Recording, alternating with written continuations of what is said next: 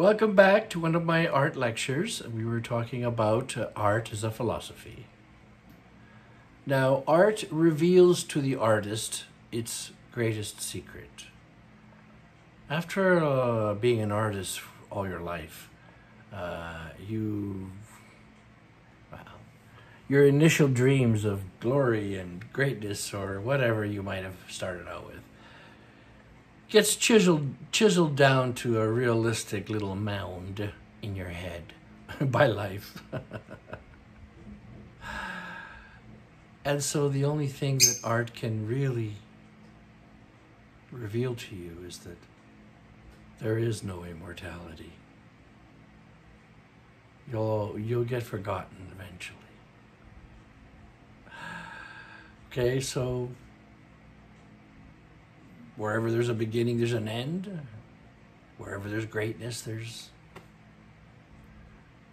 the poverty of greatness. Art is honest because of this finality. It knows it's not immortal. The process in art is a progress to consciousness. So consciousness is the closest we will ever come to immortality. We are surrounded by God. He, she, it, them are called atom. Atom. Everything is made of countless atoms. The philosophy of art consists of them, and its language speaks of them. They are the gods that rule the world. They are conscious. They set off initiations. Great gongs go off when they start spinning, and their endless tales of immortality spring out of their dreams. Art allows for the dream, and paintings are but dreams of what the artist wished reality could be.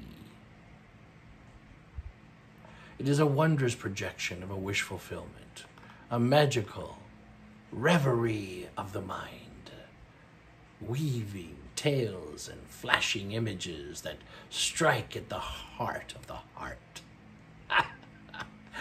It's almost fun, isn't it? The beauty is that the artist can do this consciously.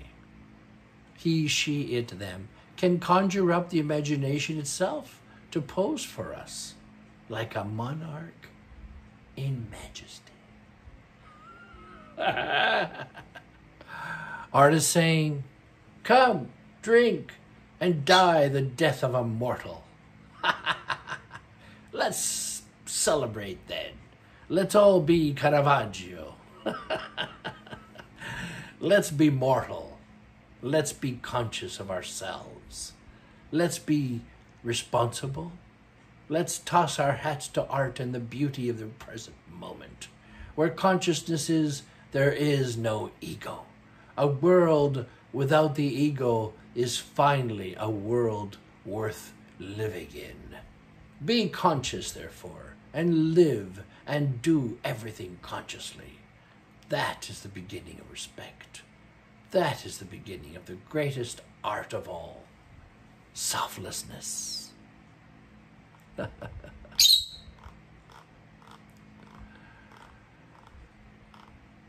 I come to another manuscript at this point that that I wrote a few years ago, and it's called The Art and the Social Agreement. All right, and I want to go into this because it's very important to me that you hear how art relates to our limitations and what we do to it because of that. The project was based heavily on several interviews done in the course of a few weeks throughout the months of April, May, and June 2021 with William T.J. Kerr. Shorter interviews were made with other fascinating people who added and fleshed out the essay to its present form. I owe much to having researched George Orwell's All Art is 'Plato's Republic, and Marshall McLuhan's Understanding of Media and the Extensions of Man. William T.J. Kirk, producer, businessman, entrepreneur, and Simone Desailly are both two people who helped me fill out and flesh out this book, which I will now begin to read to you till we finish it.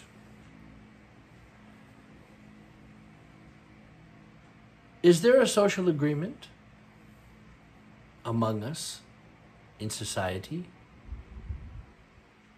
Is everything influenced by it? Is art? So should such a thing be permitted? Does it taint art to be bound in this way instead of being totally free?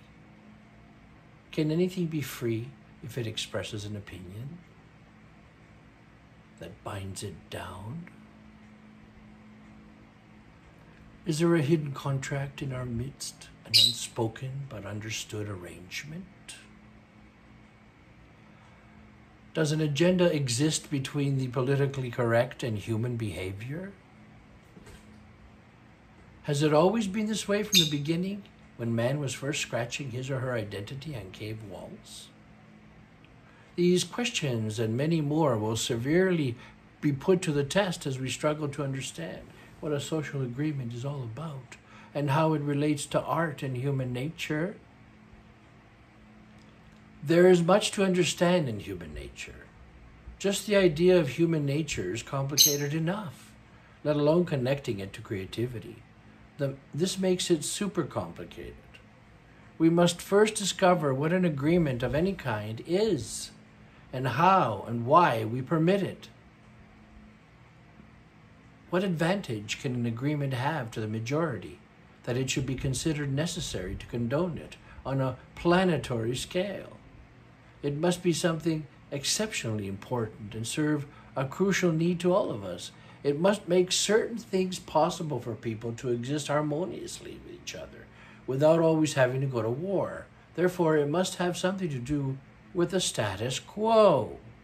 Whoa! Do you think this line of inquiry is starting to get anywhere? I don't know. Let's go down this path anyway, and let's see where it takes us, okay? Let's explore this idea that where we can get lost. I like getting lost. Getting lost is a wonderful way to find yourself again. And it's such a happy moment when you finally do. We have to lose ourselves, though, through the maze to discover its secrets. That's half the excitement. These secrets hold all the answers we seek on the subject of the social agreement.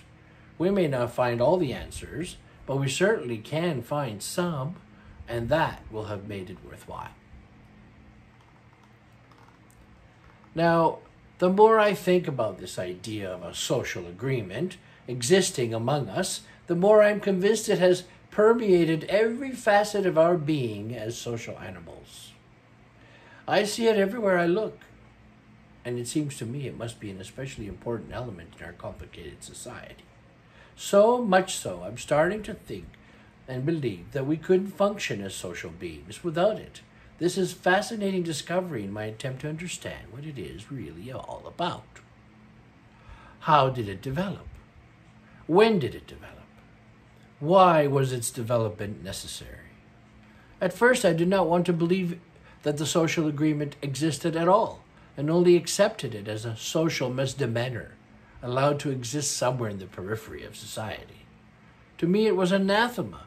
We would employ such a mechanism among us, especially when it came to our free will. It bothered me to think we have chucked our personal responsibilities for a system that makes our choices for us, as long as we fit in.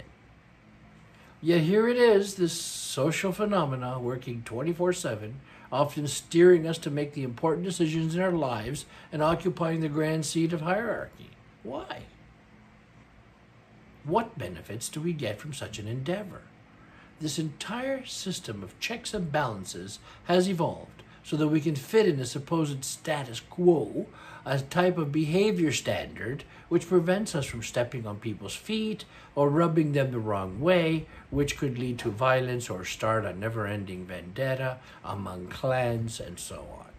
It's an unspoken social code of behavior, a prescribed mental book of rules and regulations adopted by all for the good of society as a whole. As a whole, it works and is very convincing, and it seems to be integrated into our society completely. This aspect of completeness is what worries me about the social agreement. We show a blind trust in it, even when it lets us down. In our rush to enforce it, the social agreement can often be unbending to the point of cruelty and divisiveness. It can ostracize people to the point of madness or destroy careers on a whim, based on gossip or hearsay. It is easy to have an idea that does not fit into what others are thinking about, the majority are thinking about, the status quo, and be tossed out the window simply because the status quo has long ago lost its ability to adapt to changes or be more inclusive. So there goes that idea out the window because, well, none of us think that way. Sorry. You see. Wars have even been fought between entire nations because their social agreement had been shattered. Oh, the ego. A social agreement that was designed to keep them from warring. Can you imagine? So, what is to be done about it? This social agreement among us that sways so much power according to the dictates to rule our lives. Is it because without it society breaks down and the mass turns into a lawless, ungovernable people? Could this be connected to population? The more numerous we are, it is natural we should need a social agreement we all agree upon as a standard code of behavior against lawlessness and ungovernability. Yeah, I understand that. Yet the social agreement pervades even small communities as well. Sometimes in these it is often more unbending and ruthless, hunting down those that do not fit in remorselessly. If population, large or small, is not the culprit, what is? In the past, was it not religion that espoused the final word? Dictating terms and social regulations accepted only by the clergy? If a citizen was observed not attending high mass every Sunday, he, she, they, it were made to answer to the charge of negligence. Worshipping was a central religious devotion and an expected commitment on the part of every individual and family unit. Regular worship meant the coffers of the church were always full. To neglect this observation often brought on interrogations on oneself or one's family. Can you believe this? But it happened. They came to your door, they knocked on your door, the church, and said, "Why haven't you been in church? What does that mean? Are you worshiping the devil? Or, let's burn you at the stake." Before you know it, you're being dragged onto a wooden pole, and you're going to be burned.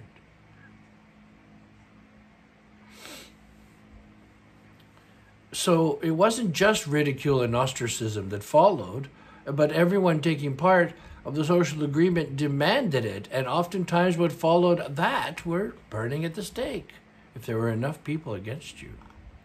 None of this was a laughing matter to the accused, as the status quo demanded its pound of flesh in the form of humiliating community service in the lowest dregs of society, if they didn't burn you. Breaking the social agreement most likely meant a punishment of some kind, physical or psychological.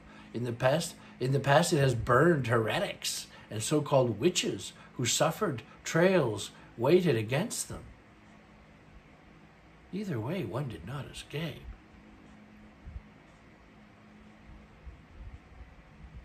As if that is not enough. But all walks of life observe it diligently. We will observe this diligent matter on the next try of Masterpiece. Thank you.